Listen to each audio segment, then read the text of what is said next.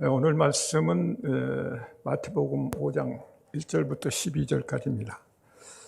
조금 긴데 같이 한번 봉독하고 말씀을 나누도록 하겠습니다. 시작. 예수께서 무리를 보시고 산에 올라가 앉으시니 제자들이 나아온지라 입을 열어 가르쳐 이르시되 심령이 가난한 자는 복이 있나니 천국이 그들의 것이며 애통하는 자는 복이 있나니 그들이 위로를 받을 것이며 온유한 자는 복이 있나니 그들이 땅을 기업으로 받을 것이며 그리고 목마른 자는 복이 있나니 그들이 배부를 것이며 긍휼히 여기는 자는 복이 있나니 그들이 긍휼히 여김을 받을 것이요 마음이 청결한 자는 복이 있나니 그들이 하나님을 볼 것이며 화평하게 하는 자는 복이 있나니 그들이 하나님의 아들이라 일컬음을 받을 것이요 의를 위하여 박해를 받는 자는 복이 있나니 천국이 그들의 것임이라. 너로 말미암아 너희를 욕하고 박해하고 거짓으로 너희를 거슬러 모든 악한 말을 할 때에는 너희에게 복이 있나니 기뻐하고 즐거워하라. 하늘에서 너희의 상이 큼이라. 너희 전에 있던 선지자들도 이와 같이 박해하였느니라. 아멘. 설 명절 잘 보내셨습니까? 이 설을 지내다 보면 느끼는 것들이 아마 여러분 다 마찬가지일 텐데 벌써 1월이 다가가니까 세월이 빠르다는 느낌을 갖죠.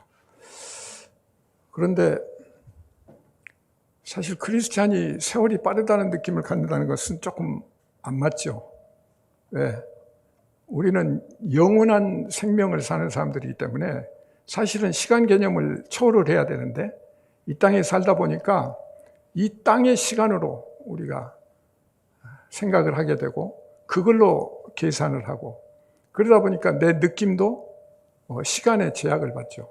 그러면서 이제 아쉬워하고 그렇게 하는데 사실 그 성경에서 때를 아끼라 이제 이런 말씀을 접할 때마다 우리는 늘 그 주님과 함께하는 카이로스적인 시간 이거를 늘 생각하는데 그런데도 어느 날 지나고 보면 크로노스적인 시간 그냥 1월이 되고 2월이 되고 그냥 하루가 가고 그 다음 날이 오고 하는 그런 개념으로 우리가 시간을 보내게 되고 그러다 보니까 지나고 나서는 굉장히 아쉽고 서운하고 이런 느낌이 들죠. 그런데 여기에서 우리가 세배를 한다고 그러면서 사실은 여러분들이 친척도 만나고 아이들 세배도 받고 하는데 무의식 중에 어때야 합니까? 세뱃돈을 주기도 하고 복 받아라. 그런데 무의식 중으로 복 받으라고 하는데 그 복이라는 개념이 사실은 세상적인 복이 돼버리죠.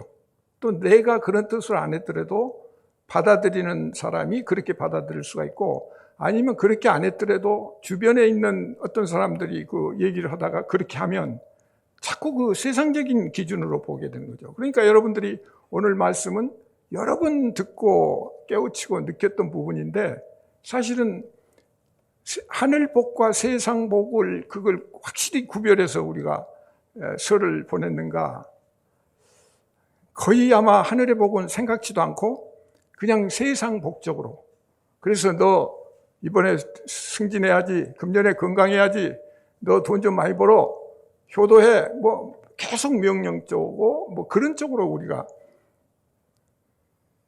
이 용어를 쓰게 되고 그러니까 우리가 신앙생활에 굉장히 문제가 되는 것들이 그런 부분이에요. 왜? 우리가 현실에 살면서 그런 것들이 어쩔 수가 없지만 그러나 알게 모르게 우리는 늘 그 하늘나라 하나님 말씀과 뜻과는 어긋나는 쪽으로 세상의 기준을 두고 세상적인 가치관으로 그걸 얘기를 하다 보니까 신앙생활이라는 게 늘 힘들어요. 이게 맞아 저래야 돼 하나님 뜻은 뭐야 하고 늘 이제 이걸 질문하고 뭐 이렇게 되는데 이런 부분들이 이제 우리가 극복해야 될 문제다. 근데 이제 그걸 알고 견디는 거하고 그냥 자기도 모르게 무의식 중에 그냥 견디면서 넘어가다가 어느 날 위험에 부딪혔을 때 어려운 상황이 딱 부딪혔을 때 그때는 이게 뭐야 그러면서 하나님 원망하게 되고 좌절하게 되고 이제 이렇게 가는 거죠.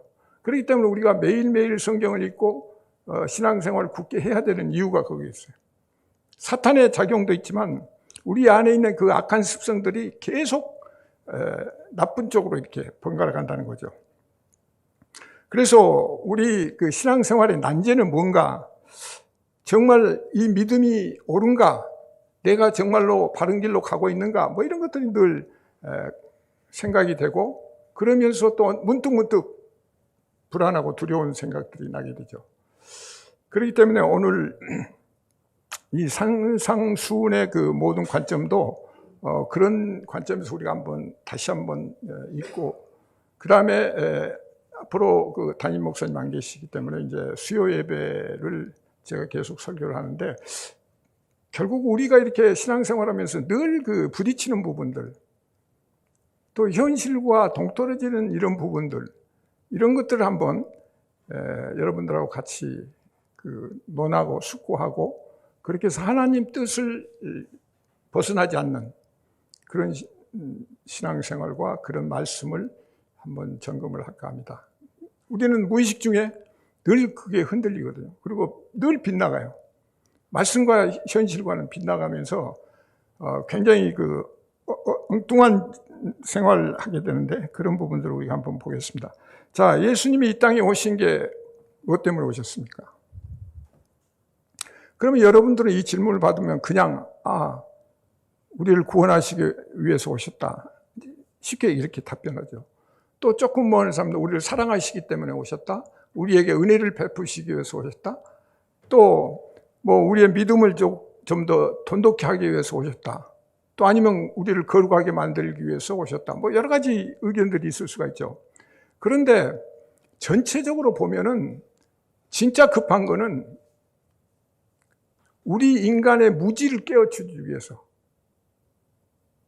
그러니까 예수님 오셨을 때도 왜 예수님이 오셨는가, 그리고 예수님이 오셔서 산상수훈뿐만 아니라 모든 그 말씀을 전한 그 과정을 쭉 보면은 구원보다는 그보다 앞선 그게 있어요. 우리의 무지를 깨우치는 거예요. 우리가 하나님의 말씀을 제대로 받지도 못할 뿐만 아니라 또 받았더라도 그걸 내 임의로 그 해석을 해가지고 빗나가는 경우가 있고, 또 설교하는 사람도 또 자기 어떤 생각이 들어가가지고 잘못된 설교를, 빗나가는 설교, 아니면 하나님 말씀에 뭘 섞어가지고 이렇게 재미있게 한다고 했는데 그게 보면 나중에 정말 큰 죄악으로 가는 그런 경우가 된다. 그리고 그런 것들이 쌓이게 되잖아요. 그게 더 많이 쌓여요. 진짜 오리지널 말씀을 우리가 갖고 그걸 견지하는 것보다는 그런 그 잡다한 것들에 자꾸 휩쓸리게 된다. 그것이 이제 우리 인간이 겪고 있는 가장 큰 문제다. 그래서 하나님 말씀을 제대로 알고 깨우치면 모든 것들이 해결이 되는 거죠. 구원 문제나 또 은혜 문제나 사랑 문제나 믿음 문제나 이게 사실은 다 해결이 되는 거예요. 그런데 그 이전에 우리가 하나님 말씀을 제대로 깨닫지 못하고 나가는 경우가 많다. 그래서 오늘 말씀 산상수훈을 통해서도 그런 부분들을 우리가 한번 봐야 되는데, 가장 이제 문제가 되는 것은 우리가 모든 세상 만물을 보거나 성경을 보거나 또 어떤 생각을 하는데 되게 표피적으로 보는 거다. 껍데기만 보는 거예요. 그리고 껍데기 안에서 해결을 하고 그것이 전부라고 생각하고, 이런 부분들이 굉장히 우리 사고 의식 구조 속에 그게 틀이 박혀가지고 그렇게 지내다 보니까 모든 것들을 껍데기만 보고 해석을 하고 그 껍데기로 이렇게 나가다 보니까 빗나가는 경우들이 너무 많다는 거죠. 오늘 산상수훈을 보면은 산상수훈이라는 게 예수님이 사실은 구약에서는 십계명을 주셨죠, 하나님이. 그래서 십계명을 주셔가지고 십계명에서 너희 부모를 공경하라고 하는 그 말씀까지, 거기까지는 하나님이 설명을 해주시고, 그리고 이제 그 뒤에는 그냥 살인하지 말라, 가늠하지 말라, 도둑질하지 말라, 이게 이제 그냥 넘어갔잖아요. 근데 예수님이 오늘 산상수훈을 통해서 이제 그런 부분들을 하나하나 해석을 해주시고, 그러면서 이제 이 잘못된 점들을 이제 집어나가시는데 우리가 한번 봐야 된다. 출애굽기 20장 3절부터 12절까지의 십계명이 쭉 나오는데 첫 계명 너는 나 외에는 다른 신들을 내게 두지 말라. 이제 이 말씀만 딱 봐도 우리는 어떻게 돼요? 오해를 하죠. 하나님은 유일한 한 분 하나님인데, 이 하나님이 저기 보면 나 외에는 다른 신을 그럼 다른 신도 있는가? 하나님이 그러면 유일한 신인데 다른 신도 있다는 얘기인가? 이제 이렇게 우리가 받아들일 수가 있다는 거죠. 근데 하나님이 유일한 하나님이고 본인이 창조하시고 본인밖에 없는데, 본인이 신인데 뭐 다른 신이 있다고 얘기하신 거 아니잖아요. 그러니까 다른 신들을 두지 말라는 것은 나를 엉터리로 다른 걸로 대체해서 잘못 생각하지 말라, 다르게 믿지 말라, 이런 뜻이거든요. 근데 우리는 언뜻 보면 신은 뭐 다른 신이 있다고 그러는데, 또 나중에 뭐 얘기하다 보면 이 한 분 하나님이고 우리는 오직 하나님만 의지하고 뭐 이렇게 되면 이게 뭔가 이상하다, 그렇게 갈 수가 있는 거죠. 그래서 이 부분은 이제 시작이 되는데, 그 12절에 가면 내 부모를 공경하라, 그리하면 내 하나님 여호와가 내게 준 땅에서 내 생명이 길이라, 이렇게 해서 그 설명을 해 주시잖아요. 근데 그 뒷부분들은 이제 설명을 안 하시고 넘어가는데, 이 본문을 오늘 주신 말씀을 조금 더 그 깊이 이렇게 연결해서 보기 위해서 마태복음 4장 23절부터 25절까지 이걸 한번 같이 읽도록 하겠습니다. 시작. 예수께서 온 갈릴리에 두루 다니사 그들의 회당에서 가르치시며 천국 복음을 전파하시며 중에 모든 병과 모든 악한 것을 고치시니 그의 소문이 온 수야에 걸쳐 모든 앓는 자 곧 각종 병에 걸려 고통을 당하는 자, 귀신 들린 자, 간질하는 자, 중풍병자들을 데려오니 그들을 고치시더라. 갈릴리와 데가볼리와 예루살렘과 유대와 요단강 건너편에서 수많은 무리가 따르니라. 이 말씀을 보시면 어떻게 돼요? 여러분들이 볼 때는 또 겁대기만 보죠. 그래서 예수님이 오셔가지고 병자들을 고치고 그래서 대단한 분이야, 기적을 일으킨 분이야, 여기까지 보고, 그러니까 사람들이 지금 여기 보면은 모든 병과 모든 악한 것을 주님이 치료를 하시니까, 그 밑에 구절에 보면 이 사람들이 이 소문이 퍼지니까 모든 앓는 자, 그러니까 그냥 막 무리가 그냥 왔다는 얘기죠. 그냥 소문이 들려가지고 그냥 모였어. 그러니까 그 모인 유대인들도 몸과 마음과 모든 어떤 그런 질병들이 있고 그러니까 왔겠죠. 고통도 있으니까 왔겠고. 그것까지는 좋은데 그게 전부라고 생각하는 거죠. 그것들이. 그러고 와가지고 너도 나도 이제 앞서서 그 치유를 받는다고 그렇게 하면서, 근데 이 결과를 여러분들이 이미 알고 계시지만 이분들이, 무리들이 나중에 십자가 처형할 때는 십자가에 못 박으세요, 못 박으라고 그렇게 했던 사람들 아니에요. 그러니까 이렇게 따라다니는 사람들이, 무리면 이게 엄청난 무리들인데 그게 다 한순간에 바뀌어버린 거죠. 그러니까 겉만 보고 온 거예요. 껍데기만 보고 온 거죠. 그래서 여기서 우리가 잘 봐야 될 게 이런 부분들이 있는데, 우리가 그런 실질적인 걸 안 보고 그냥 기적적인 거, 그리고 주님은 그걸 위해서 오신 것처럼 이렇게 생각해 버리면 이게 안 되는데, 이걸 바꿔서 생각해야 한다. 실질적으로 지금 이 5장에 산에 올라가셔서 산상수훈을 얘기하시고, 근데 바로 이 직전에 일어난 일이거든요. 그리고 그 전에는 또 뭐가 일어납니까? 예수님이 세례 받으시고 4장 1절부터는 광야에서 이 사단 마귀의 그 시험을 받잖아요. 그러니까 사단 마귀의 시험을 받고, 그리고 제자 몇 명을 부르시고, 그 다음에 이 치유를 하시면서인데, 오늘 여기 보시면은 위에 말씀이 어때요? 회당에서 가르치시며 천국 복음을 전파하시니, 이거죠. 천국 복음.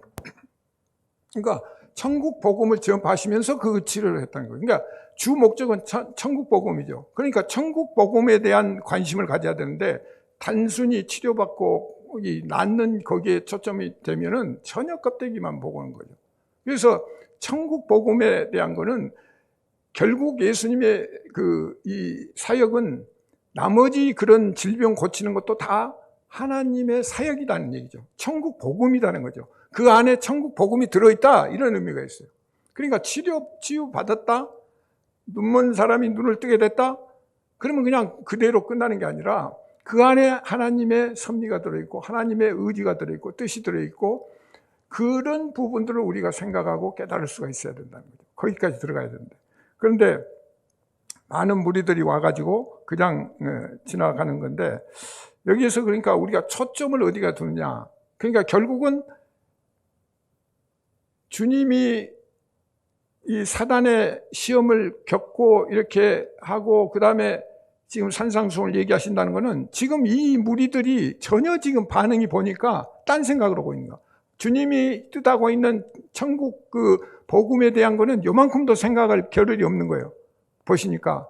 그래서 지금 제자들을 불러가지고 따로 산에 올라가신 거거든요. 그래서 그게 5장 1절부터 시작이 되는 건데, 그렇다면 이 많은 무리들이 왔다는 그 환자들, 병 걸린 사람들, 이거는 무슨 의미냐? 이게 그냥 사단의 그 영역 아래 있다는 얘기죠. 그러니까 그렇게 많이 모였다는 것은 그렇게 많은 사람들이 사단의 영역 안에서 지배를 받고 그래서 질병에 걸렸고 그래서 그것을 주님께서는 치유하고 그걸 회복하고 귀신을 쫓아내고 이걸 바로잡겠다는 거거든요. 그래서 그것 때문에 오신 거예요. 그러면 그 뜻을 빨리 깨닫고 주님 쪽을 향해서 갈 수 있는 이게 돼야 되는데 안목이 그게 안 되는 거죠. 그러니까 자각이 되고 깨닫지 않으면 그것이 신앙의 엉터리가 되는 거죠. 그러니까 우리도 신앙생활을 하면서 계속 딴 생각을 하고 다른 어떤 방향으로 보고 그것이 전부라고 생각한다면 굉장히 지금 빗나가가지고 이 유대인들하고 똑같은 거예요. 이 지금 예수님 오셨을 때 유대인 전체가 지금 문제가 되는 거잖아요. 전체가 지금 제대로 주님이 오셨던 것을 제대로 깨닫지 못했다는 거고, 또 조금 더 생각해 보면 여러분이 잘 아시는 사도 바울 같은 경우도 사울도 결국은 하나님 믿는다고 했잖아요. 엄청 그냥 열심히 믿는 사람이거든요. 그래서 예수 믿는 사람 때려잡으러 다니고, 또 여기 나오는 바리새인들도 마찬가지고 나름대로 하나님 믿는다고 온전히 믿는다고 이렇게 열정을 토하고 뭐 그냥 모험적으로 했어요. 뭐 기도도 뭐 하고 그냥 하는 정도가 아니라 엄격하게 훈련된 그런 했는데 그게 다 틀린 거잖아요. 그러니까 예수님은 그런 것들을 지금 고쳐주시고 지적해 주시고 그걸 깨닫게 해주시기 위해서 오신 건데 그게 전부 지금 빗나가는 경우가 많다. 그래서 결국은 지금 그 무리들도 그렇게 아프고 했다는 것은 사단의 영역 안에서 사단의 지배를 받고 고통을 받고 질병을 앓고 그리고 이 세상에서 헤매고 있다, 이제 이런 개념으로 봐야 된다. 그래서 이 사람들을 깨우쳐서 자각하게 하고 그래서 순종하게 하고 그런 어떤 그 다음 단계까지를 생각하시는 주님의 뜻이 있다. 그래서 천국 복음을 전파하시며 이 부분들을 우리는 굉장히 잘 가져야 되는데, 이런 부분들이 왜 그러냐면은 늘 말씀드리지만 그 당시도 그렇고 지금도 마찬가지예요. 우리가 메시아가 어떤 분이라는 올 것이다 하는 것들이 유대인들이 그 생각이 잘못됐잖아요. 그래서 계속 그 다윗과 같은 그런 힘 있는, 그리고 세상 그 로마 이런 것들을 다 물리쳐주고 내 원하는 모든 거 해결해주고 우리 잘 먹고 잘 살게 해주고 막 지금 우리가 세뱃돈 주면서 하는 그런 것과 똑같은 그런 복의 개념을 갖고 그걸 신앙생활이라고 하고 그걸 요구를 하고 그렇게 지냈던 거죠. 그러니까 굉장히 지금 빗나가면서도 그게 옳다고 생각한 거예요. 그래서 이 구약적인 패러다임에서 한 걸음도 벗어나지를 못한 거예요, 유대인들은. 그것들이 이제 앞으로 나오는 그 모든 과정에서 나오는데, 이 구약적 그 민속 메시아 사상 속에는 그 힘이 있고 강하고 그 다음에 뭐 어떤 유익을 주고 자신들의 모든 문제를 해결해 주고 뭐 이런 그 율법적인 것들, 그리고 구원도 그러니까 인간 기준으로 되다 보니까 자기들이 어떤 틀을 만들어 놓은 거예요. 그러니까 우리도 지금도 아마 이렇게 하면 주님이 구원해 주시겠지, 내 중심이 돼 있죠. 그래갖고 주님의 어떤 그러니까 우리는 주님을 순종하고 그게 무조건 따라가야 되는데, 그게 아니라 아마 이렇게 내가 열심히 하니까 주님이 나를 구원해 주시겠지, 또 아마 이렇게 가는 게 옳은 길일 거야, 그래갖고 자기 기준으로 해서 어떤 그 구원의 어떤 설계도도 그렇게 만들어 버리는 거고, 어떤 그 천국에 대한 이미지도 그렇게 만드는 거예요. 그러니까 여러분들이 천국에 대한 그 얘기도 가끔 보면은 그 무슨 꿈에 아니면 어디에 천국을 갔더니 막 그냥 성 같은 뭐가 있고 막 의리의리하고 막 이런 식으로 생각을 하거든요. 그것이 우리 인간적인 사고죠. 그래서 도시에 가면 빌딩이 높고 뭐 하니까 그런 식으로 천국도 돼 있는 걸로 이렇게 착각을 하고 그런 생각을 하는데, 굉장히 이런 것도 잘못된 거죠. 왜냐하면 그런 식으로 좋을 것 같으면 사도 바울이 삼층천 갔다 오고 그랬잖아요. 자기는 그 삼층천 하나님 계시는 데 간데 그 표현을 보면 딱 한 줄 짧게 했지, 야 거기 갔더니까 정말 좋더라, 의리의리하더라, 저택이 있더라, 이게 쓰면 그렇게 얘기를 하고, 야 그렇게 천국은 생겼으니까 너희들 따라와, 이렇게 해야 될 거 아니에요? 근데 사도 바울이 그 말 한마디도 없어요. 그러니까 전혀 지금 천국은 다른 세계예요. 그런데 우리는 이 세상 살다 보니까 세상적인 사고와 가치관으로 그걸 바라보니까 그것들이 전부 지금 빗나가가지고 그러려니 하고 그것이 믿고 그걸 보고 지금 천국 믿고 신앙생활을 한다고 그러면 계속 지금 빗나가는 생활을 하는 거죠. 그러니까 이런 부분들을 우리가 잘 깨달아야 된다. 그렇기 때문에 그게 이제 율법적인 게 되고 행위적인 게 되고 인본주의적인 이런 그 신앙생활이 되어버린 거죠. 그래서 우리가 그 산상수훈이 곡해되는 부분이 이게 행동 중심으로 됐다. 그러니까 이 산상수훈은 그야말로 그 예수님이 제자들 따로 불러가지고 이건 아니야, 지금 사탄한테 매가지고 전부 지금 이렇게 고치고 했는데 그것이 목적이 아니고 지금 이거야 하고 지금 가르쳐 주기 위해서 지금 얘기하시는 거란 말이죠. 그렇다면 일반 사람들은 굉장히 그 복의 기준으로 보니까 세상 복, 그리고 또 우리 그 팔복이라고 하잖아요. 제목도 팔복, 8가지 복이고 그다음에 복복복 들어가니까 그래서 다른 종교인들도 이 산상수훈이라고 하면 그냥 좋은 거다. 그다음에 인도의 간디 같은 경우도 그냥 평생을 그냥 산상복음을 수훈을 갖다가 자기 머리맡에 두고 입고 했다고 그래.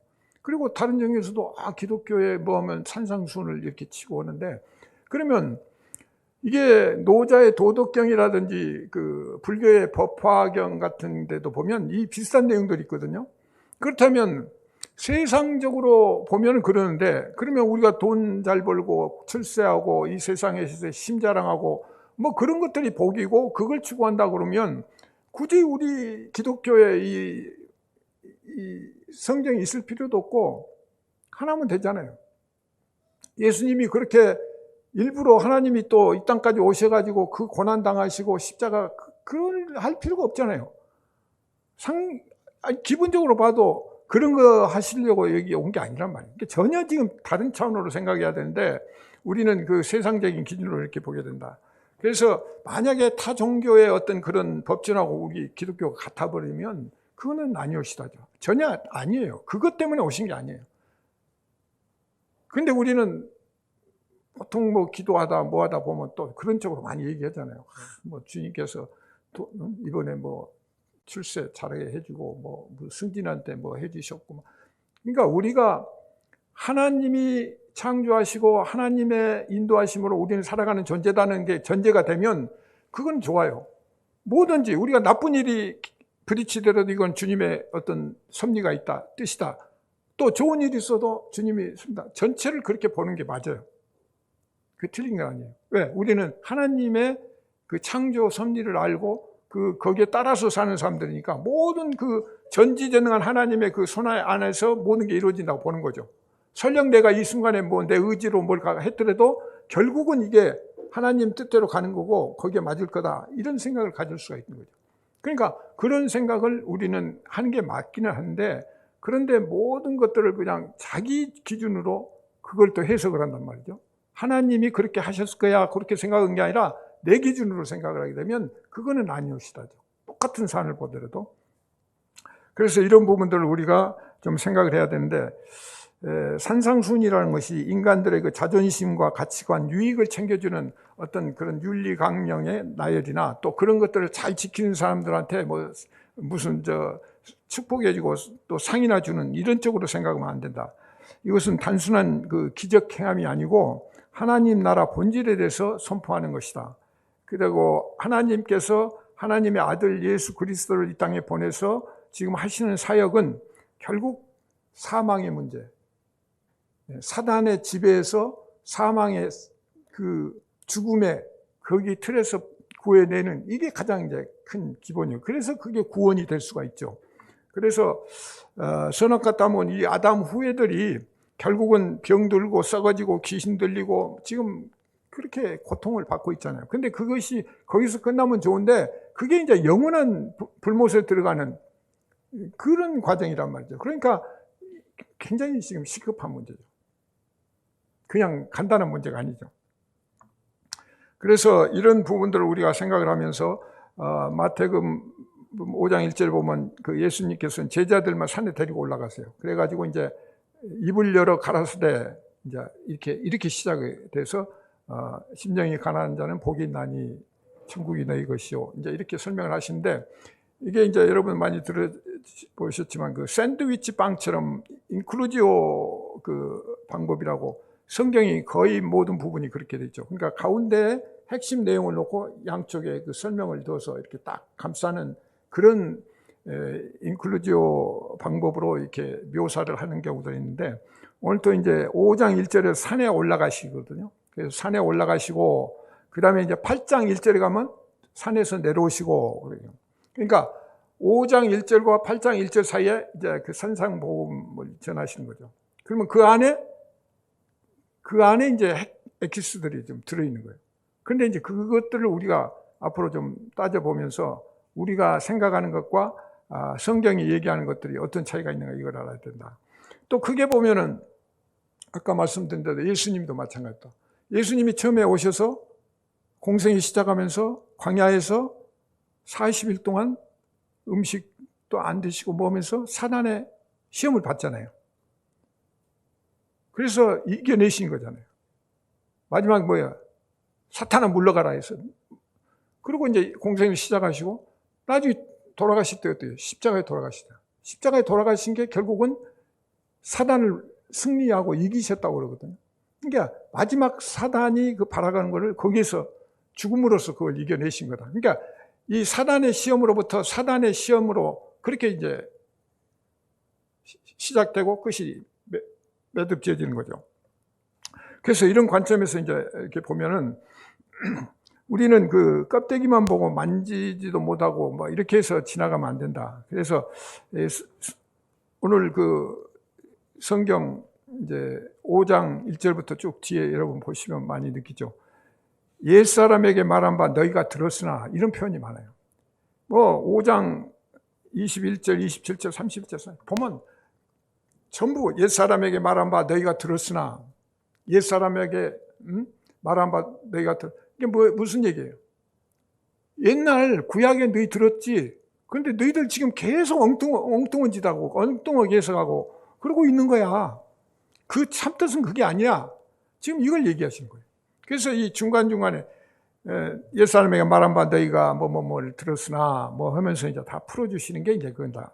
거기에 보면 살인하지 말라, 간음하지 말라, 이혼 증서를 주라, 헛맹세하지 말라, 눈은 눈으로, 이는 이로 갚으라 했다. 내 이웃을 사랑하고 내 원수를 미워하라. 뭐 했으나 하면서 이제 다 설명을 해주시거든요.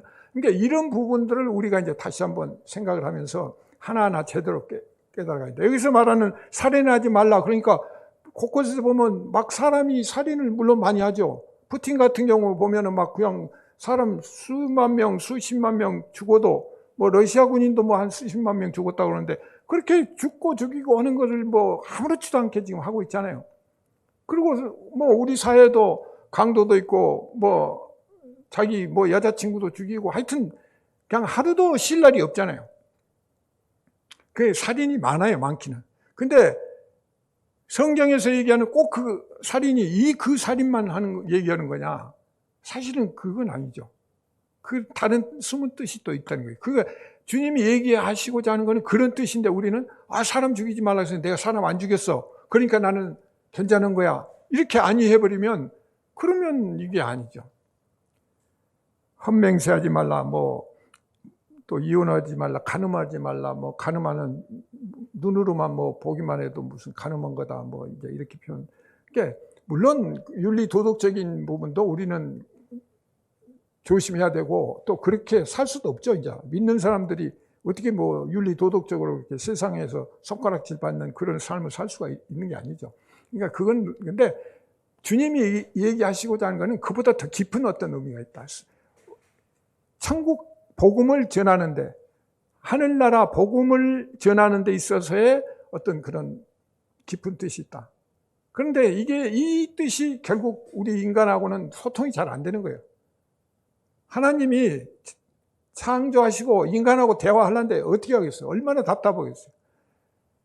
그것도 무슨 물건 갖고 얘기하는 것도 아니고 영적인 이 천국을 설명하려고 그러는데 이거야 저거야 이게 아니거든요. 그래서 아브라함을 불러내고 이상 문제가 있고 다 그래서 그게 연줄로 이렇게 연결이 되어 있는 거죠. 그래서 이런 부분들을 우리가 이제 한 번씩 점검하면서 하나님의 참뜻을 좀 가야 된다. 또 그 성경 중간에는 외식하는 자여 또 화 있을진저 계속 말씀을 이렇게 하면서 시작을 하거든요. 베드로에게는 어떻게 해요? 사탄아 내 뒤로 물러가라 그래요. 심지어 제자한테까지도 사탄아 내 뒤로 물러가. 너는 나를 넘어지게 하는 자다. 너는 하나님의 일을 생각 않고 사람의 일을 생각한다. 그러면서 그냥 제자한테도 아주 굉장히 날카로운 얘기고, 마태복음 23장 33절에는 심지어 이렇게 뱀들아 독사의 새끼들아 너희가 어떻게 지옥의 판결을 피하겠느냐. 그러니까 이게 너 개인 베드로한테 얘기한 거 아니잖아요. 보면 복수잖아요. 새끼들아 얘들아 너희 전부 새끼들이다. 굉장히 무서운 얘기죠. 그러면서 아직도 깨닫지 못하느냐? 너희는 너희가 구하는 것을 알지 못하는도다. 그러니까 알지 못한다는 거예요. 깨닫지도 못하느냐? 알지 못한다는 거예요. 그렇게 알려줘도 알려고도 않고 엉뚱한 짓을 하고, 그리고 이게 답이겠거니 하고 있었는데 전부 틀린 답을 갖고 있다는 거죠. 이런 식의 신앙생활은 안 된다. 그래서 여기서 보면 신약과 구약 사이에는 큰 가로막힌 벽이 있다. 산맥이 있다. 그래서 신약과 구약의 차이가 있는데, 그런데 우리는 신약과 구약을 놓고 보면 결국 예수님이 오셨는데 이렇게 부정을 하니까 그러면 구약을 다 부인하는 건가? 또 우리는 그렇게 생각을 하고 오해를 할 수가 있는데 그게 아니라는 거죠. 신약도 예수님 하나님이시고 구약도 구약도 하나님이 주신 말씀이 율법도 그렇고 다 하나님이 주신 거잖아요. 그렇다면 이게 틀린 게 아니라 인간이 문제가 있는 거예요. 인간이 그 구약의 모든 주신 말씀의 그 참뜻을 제대로 생각지도 않고 그냥 엉뚱한 계속 산당 만들어서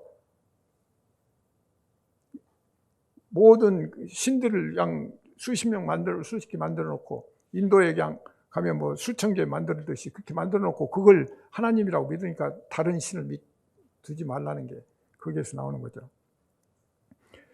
그래서 하나님의 뜻을 잘못 이해하고 곡해한다는 거, 이것들은 굉장히 큰 문제인데, 이 산상수는 그래서 이런 부분들을 깨주기 위해서 오셨는데 결국은 인간이 자기 의를 쌓는 거죠. 모든 자기 기준으로 보고 자기 중심으로 인본주의적으로 이렇게 가다 보니까 이런 부분들을 주님께서 지금 바꿔주시는 거예요. 그러니까 진리는 똑같아요. 구약이나 신약이나 진리는 똑같은 진리인데 인간이 그걸 잘못 받아들이고 옳은 진리로 받아들이지 않기 때문에 지금 주님께서는 그 부분들을 하나하나 지금 깨주시는 거다. 그래서 얼른 보기에는 구약의 의가 신약의 어떤 새 언약에 의해서 깨어지는 것 같은 그런 형국이 이제 이 산상보험에서 시작되는 거다. 근데 여기서 우리가 이제 관심 있게 봐야 할 건, 우리 세상 법도 그렇죠. 옛날 법이 있고 현재 법이 있잖아요. 그러면 항상 원칙이 그래요. 신법이 구법을 우선한다고 그래요. 이게 새로운 법이 지난 법보다 우선적이고 우월권을 가지는 거예요. 그러니까 법이 개정됐다 하면 옛날 법은 그냥 죽은 법이 되고 이제 새 법이 기준이 되시되 예수님이 오셔서 이렇게 산상수훈을 통해서 말씀해 주시면 그것 자체가 신약이에요. 그리고 그것이 새로운 약속이고 그것이 새로 해석해 주니까 구약은 결국은 그게 이제 무너지는 거고 틀려진 거죠. 근데 아까 말씀드린 근본이 바뀐 건 아니에요. 근본은 같은데 우리가 지금 잘못 보고 잘못 해석하고 하기 때문에 문제다. 그래서 이런 부분들을 주님께서는 다 미리 예측하고 계세요. 그래서 전지전능한 하나님이라는 얘기가 나오는데 미가서 3장 10절하고 11절에 보면 야곱 족속의 우두머리들과 이스라엘 족속의 통치자들 곧 정의를 미워하고 정직한 것을 굽게 하는 자들아 그러면서 원하노니 이 말을 들을지어다 이렇게 시작이 되면서 여기 보시면 시온을 피로 예루살렘을 죄악으로 건축하는도다. 그러니까 뭐예요? 지금 가장 중요한 게 시온과 예루살렘인데 이거를 지금 잘못하고 있다는 거죠. 그래서 어떤 무리들은 뭐예요? 우리께서 여호와께서 우리 중에 계시지 아니하나 재앙이 우리에게 임하지 아니하리라. 그러면서 그냥 하나님을 믿는다고 하면서 하나님이 뭐 우리한테 재앙 미치지 않으실 거야. 왜? 우리가 잘 믿고 있으니까. 굉장히 지금 착각이죠. 근데 주님은 이걸 지금 지적하시는 거예요. 그러면서 미가서 3장 12절 보면 이러므로 너희로 말미암아 시온은 갈라 엎은 밭이 되고 예루살렘은 무더기가 되고 성전에 사는 수풀의 높은 곳이 되자. 그러니까 완전히 지금 그 성전하고 모든 부분을 그냥 지금 부정적으로 지금 평가를 하시고 있잖아요. 그러면 이걸 보면 지금 이 구약 안에 내부적인 어떤 모순이 있는 거죠. 그렇잖아요.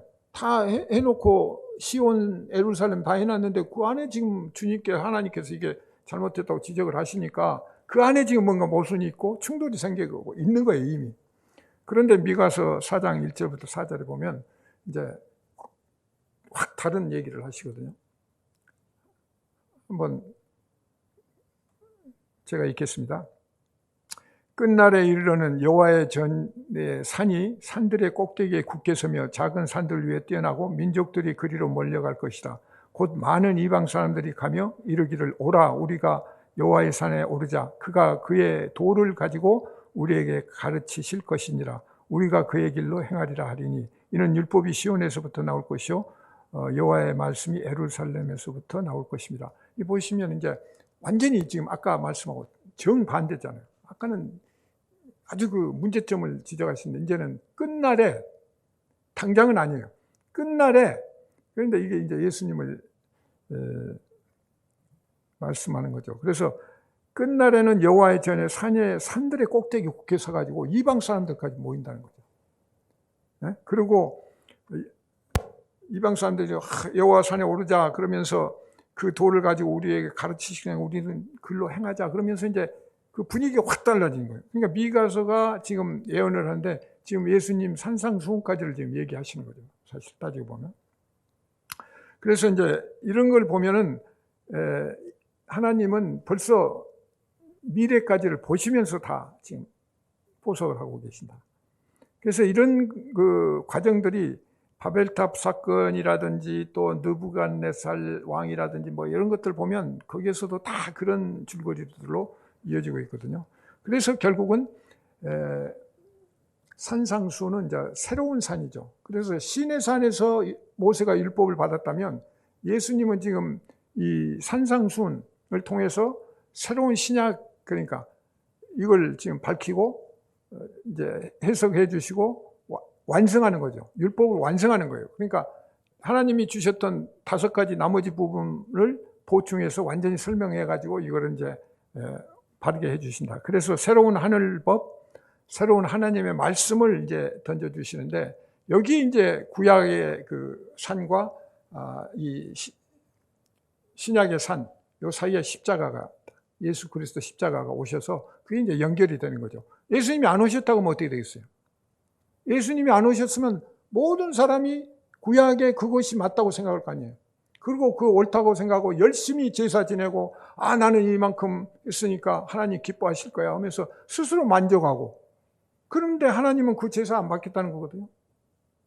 그러니까 이게 지금 엄청난 이게 지금 격차가 벌어지는 거죠. 그렇기 때문에 예수님이 오신 그 의미가 굉장히 크다. 그래서 여기에서 이제 12월서 12장 18절과 21절에 보면 이게 이제 똑같이 우리가 만질 수 있고 불이 붙는 산과 지밤과 흑암과 폭풍과 나팔소리와 말하는 소리가 있는 곳에 이른 것이 아니라 그 소리를 듣는 자들은 더 말씀하지 아니하시길 구하였으니, 이게 구약을 얘기하는 거거든요. 밑에 보시면 모세도 내가 심히 두렵다. 왜? 그만큼 하나님 앞에 가면 죽는 거예요. 그냥 그 자리에서 죽는 거예요. 감히 나갈 수가 없어요. 그래서 모세도 하나님 앞에 나가면서 그냥 심히 떨었다고 그랬는데, 히브리서 12장 22절하고 24절에 보면 그러나 너희가 이른 곳은 시온산이래요. 그러면서 여기 보시면 살아계신 하나님의 도성인 하늘의 예루살렘과 천만 천사와 하늘에 기록된 장자들의 모임과 교회와 만민의 심판자이신 하나님과 및 온전하게 된 의인의 영들과 모든 게 통합이 됐죠. 다 거기에 다 그냥 최고의 그것들이 모인 거기에 우리가 지금 부름을 받은 거죠. 그러니까 여러분이 대단한 거죠. 우리가 죄인이고 정말 여러 가지 문제가 많은데도 불구하고 새 언약의 중보자이신 예수께서 우리를 구원해가지고 거기에 참여할 수 있는 것까지 다 지금 열어놓으신 거다. 그렇기 때문에 여기에서 우리는 팔복에 대해서 그 오해를 풀어야 된다는 거죠. 그러니까 대부분의 사람들이 그 예수를 믿는다고 하면서도 이 팔복 개념을 구약적인 그 사고의 틀로 보고 있다. 아까 말씀드린 대로 우리는 자기도 모르게 그런 사고를 갖고 있고 원래 그런 사고를 갖고 있었어요. 원래. 그런데 우리가 예수를 믿고 예수님의 인도를 받으면서 이제 조금씩 그 깨달아가고 벗겨지는 건데, 그런데도 문득문득 세상적인 그 가치관을 끌려다니면서 그걸 보고 그게 옳다고 생각하고 아무 감각도 없어요. 근데 그게 사탄의 흉계라면 우리는 계속 거기에 놀아나는 건 똑같은 거예요.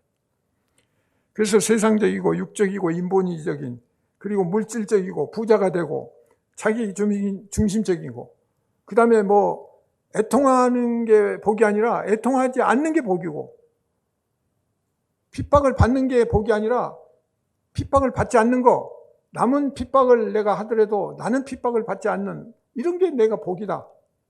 이런 개념으로 갖고 있다면 전혀 지금 성경하고 다른 개념이잖아요. 그러면서 나는 주님을 잘 믿고 있고, 주님께서 날 인도하시고 날 지켜가시고, 그러면 이건 자기 생각이죠. 하나님 생각이 아니죠. 굉장히 유치한 거예요. 그러니까 자기 신앙생활을 잘 점검하고 바르게 가야지. 이거 뭐 이렇게 그렇게 하니 이거는 굉장히 잘못된 길로 갈 수가 있다. 이 원어에 보면 그 팔복의 그 시작이 마카리오 호이 이렇게 시작인데, 이게 이제 그 감탄문 형식으로 해서 복 있는 자여 이렇게 시작하거든요. 그러니까 그 우리 지금 본문처럼 무슨 복을 받는 게 아니라 먼저 복 있는 자여 전제해놓고 지금 얘기가 시작되는 거거든요. 그러니까 이 부분부터 우리가 잘 이해가 돼야 되는 거죠. 이게 먼저 전제가 된 거예요. 너희들은 복 있는 자야. 그러니까 우리가 그 개념을 먼저 갖고 나가야 되는데 그걸 놓치면 안 되는 거죠. 그래서 이 팔복이라고 하는 것은 이미 완료된, 그러니까 완료형이에요. 그러니까 우리가 뭐 영어 공부나 뭐 국어 할 때 완료형을 많이 쓰잖아요. 이미 된 거예요. 과거 완료형도 과거에 이미 된 거고 완성해서 오늘까지 온 거고, 현재 완료형도 완성이 된 거예요. 그러니까 다만 이 땅에 있기 때문에 우리가 그 부분을 조금 느끼다가 또 세상 유혹에 또 빠지다가 하면서 하니까 긴가민가 이럴 수 있는데, 이걸 완전히 믿어야 되는 거예요. 이 부분은 확실하게 자기 마음에 생겨야 돼. 그래야 나는 천국 백성이야 이렇게 전제가 돼야 천국 백성다운 생각을 하고 거기에 따라서 모든 것들이 달라지는데, 아이고 나 천국 가야 돼 뭐 그러면서 뭐 그런데 또 부딪히다 보면 내가 가는 게 맞는가 뭐 자꾸 이렇게 흔들리면 믿음 생활이고 모든 거 이제 빗나갈 수가 있다. 그래서 천국은 예수 그리스도에 의해서 이미 그 완료돼서 우리 교회에 주어진 거다. 이게 이제 확실한 전제를 가져야 된다. 그러니까 예수님이 오셔서도 그렇잖아요. 천국이 가까이 왔다. 내가 천국이야. 그러니까 그 부분을 우리가 완료형으로 완전히 받아야 되는데 그것을 놓치게 되면 우리는 안 된다. 그래서 뭐 이렇게 살면 복을 받을 것이야가 아니에요. 이렇게 살면 너희들 복을 받을 거야. 그러니까 내 행위로 내가 이렇게 잘하면 너 그러면 복 받을 거야. 이게 지금까지 우리 생각이라면 그게 아니라는 거야. 너희들의 삶이 이렇게 지향될 거야. 이미 너희들은 복 받았기 때문에 너희들은 하루하루 살아가면서 이렇게 지금 자유롭고 평화롭고 하나님 사모하면서 그 안에서 정말 하늘의 그 복을 누리고 감사하고 하면서 그런 삶을 살 거야. 지향점을 얘기해 주시는 거죠. 그러지 네가 뭘 잘하면 그거 복 받을 거야 하면 이건 완전히 인본주의적이고 내 중심이 되니까 그건 틀린 얘기예요. 그러면 전지전능한 하나님도 아니죠. 그리고 예수님 오실 필요도 없는 거예요. 그래서 산상수훈의 그 도덕적 윤리적 처세에 관한 이런 것들이 아니고 복 받는 비결을 뭐 얘기하는 그런 것이 아니다. 근데 우리는 자꾸 뭐 산상수훈 보면 복 받는 비결처럼 무슨 점쟁이 뭐 복주머니 뭐듯이 자꾸 이렇게 생각을 하게 되면 안 되는 거다. 여기는 엄중한 그런 뜻이 들어있다. 그래서 에베소서 1장 3절에 보면은 그 승리하리로다 하나님 곧 우리 주 예수 그리스도의 아버지께서 그리스도 안에서 하늘에 속한 모든 신령한 복을 우리에게 주시되, 전제를 해버리는 거예요. 찬송하리로다. 그리고 하늘에 속한 모든 신령한 복을 우리에게 주시되, 그러니까 이미 에베소서 1장 3절에서 그 말씀을 다 완성으로 얘기를 하신 거죠. 그 다음에 이제 그 마태복음 5장 3절과 10절 그 동사 시제를 봐서도 천국이 저희 것이며, 천국이 저희 것이며 그러거든요. 천국이 저희 것입니다고 하는 것은 이미 완성된 거다, 완료된 거다. 그래서 우리는 지금 현재 진행형과 미래 완료형이 다 공존하면서 가는 거다. 그렇기 때문에 지금 현재 우리가 살아가면서 약간의 어떤 어려움도 있지만 결국은 우리는 성화되어 가는 거죠. 그리고 죽을 때는 영화되는 거예요. 완전한 이제 하나님의 영광에 들어가는 거니까. 그러면 성화되는 과정에서 우리가 그렇게 가고 있다고 인정하고 그런 쪽으로 자각을 하고 가야 되는데 아무 생각도 없이 세상하고 그냥 맞물리면서 세상적으로 생각한다면 굉장히 그것은 잘못된 거다. 그래서 예수님이 이렇게 이제 얘기해 주시는 것도 중요한데, 구약에 보면 45개의 복이 있는데 그 가운데 26개가 시편에 있어요. 근데 그 시편에 있는 것을 한번 보시면 하나님을 주님으로 삼는 자, 그 다음에 하나님을 경외하는 자, 하나님 의지하는 자, 복종하는 자, 하나님 안에 거하거나 피난처 삼는 자, 이게 다 복받는 자라고 해요. 그러니까 오로지 하나님 중심으로 가야 돼요. 그래서 하나님을 주님으로 삼고 경외하고 하나님을 의지하고 하나님이 안에서 거하면서 복종하고 피난처로 삼는 자, 이게 이제 복 있는 자다. 그렇기 때문에 율법을 지키고 뭐 윤리 도덕 잘 지켜가지고 뭐 착한 일 좀 했으니까 내가 복 받을 거다, 이런 생각들을 버리면 안 된다. 그러니까 우리는 그 애들 교육시키면서도 또 자주 그렇게 하죠. 뭐 착한 일 했으니까 아이고 수고했어, 용돈 줄게 하고 자꾸 지금. 근데 그게 이제 보이지 않게 그 세상 사고 방식을 주입시키는 거고 세상적인 그런 가치관을 넣어주기 때문에 결국은 애들이 나중에도 뭐 성경에서는 이렇게 얘기하고 또 엄마 아빠 뭐 얘기할 때 이러고 세상 또 나가니까 또 전부 그러니까 이게 무슨 일이야, 이게 뭔 일이야, 이렇게 이제 갈 수가 있는 거죠. 그래서 이런 부분들을 우리가 좀 신경을 써야 된다.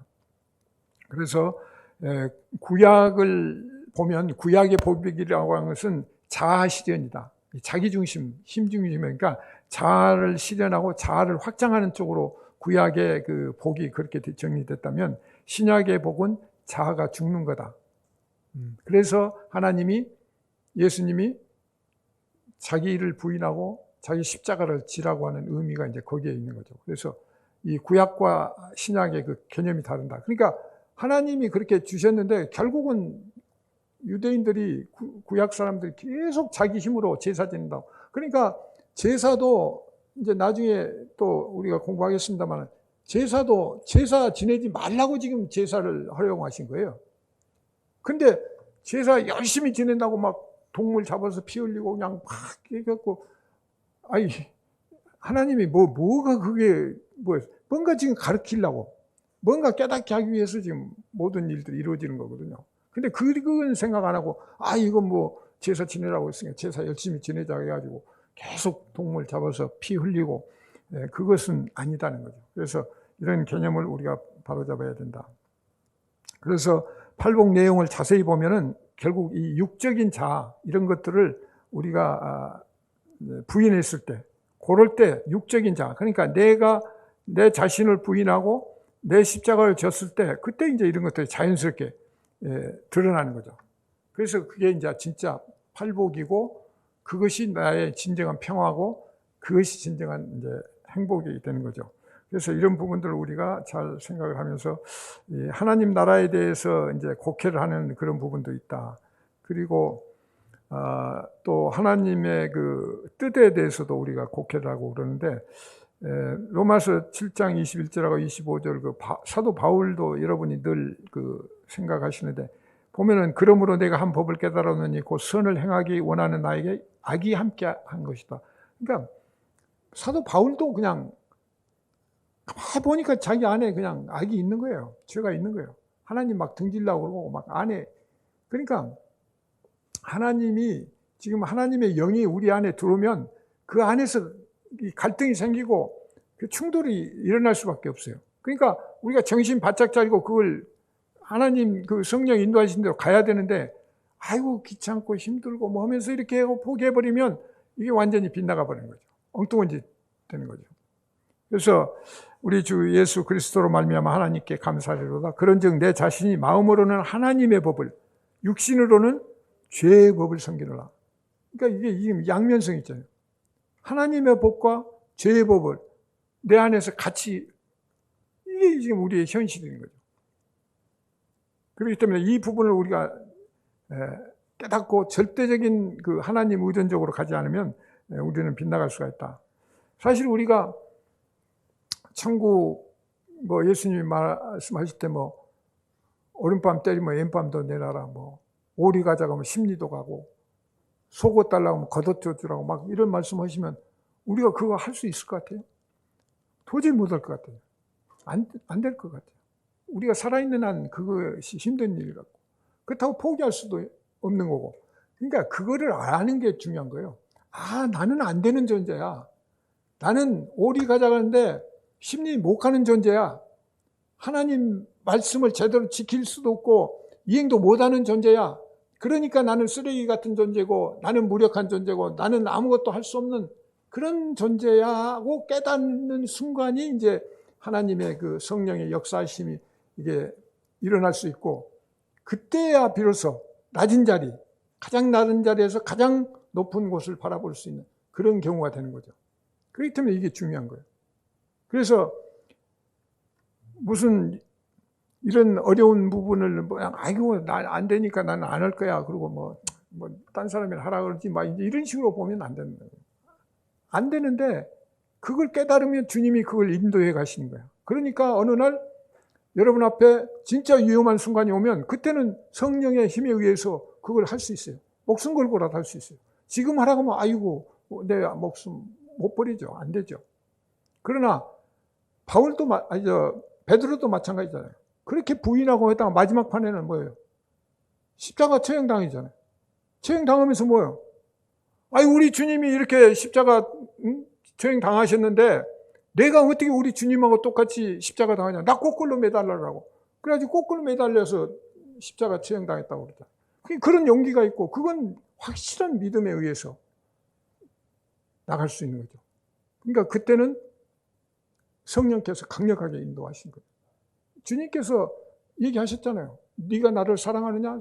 이렇게 3번 물으시고, 그 다음에 네가 젊어서는 네 마음대로 뛰고 네 원하는 데 다녔는데 이제는 앞으로는 그게 아니다. 네가 원하지 않는 대로 네 갈 거다. 그때는 뭐예요? 성령께서 이제 직접 쓰시겠다는 거죠. 그래서 그때를 대비해서 우리는 늘 순종하는 마음으로 이렇게 가야 된다. 그래서 이 산상복음에 대해서, 산상수훈에 대해서 이게 이제 굉장히 그 주님께서 오시자마자 제자들 앉혀놓고 처음 지금 하시면서 엑기스를 지금 다 얘기하시는 건데, 그것 중에서 신약의 이 아까 말씀드린 여러 가지 그런 잘못된 것들을 바로잡으면서 이제 하나님을 깨달을 수 있도록 이렇게 해주신 말씀인데, 다음 시간에 이제 그 하나하나 이렇게 좀 우리가 점검하면서 여러분들의 믿음이 이제 어린애 수준에서 있어서는 안 되고, 이제는 성장을 해야 되고, 딱딱한 음식을 먹을 수 있을 정도로 가야 되는 거죠. 그래야지 그냥 그 만족하고 뭐 죽이나 먹고 젖이나 먹고 그리고 이거는 나 구원받을 거야 하는 정도가 된다면 이것은 아니옵시다. 그래서 진짜 이제 하나님의 뜻을 알고 깨닫고 그 안에서 자유하고 그 안에서 진짜 행복을 느끼고, 그러면 세상 아무것도 부러울 게 없죠. 그런 믿음으로 우리가 남은 인생도 살고, 또 천국이, 그런 천국이 기다리고 있는 거죠. 주님과 함께하는 그 천국이야말로 그야말로 정말 무슨 세상의 이런 조건이라 뭐 따지고 계산하고 힘든 그런 것들이 아니기 때문에 우리가 그런 믿음으로 전진해 나가면 좋겠습니다. 기도하겠습니다.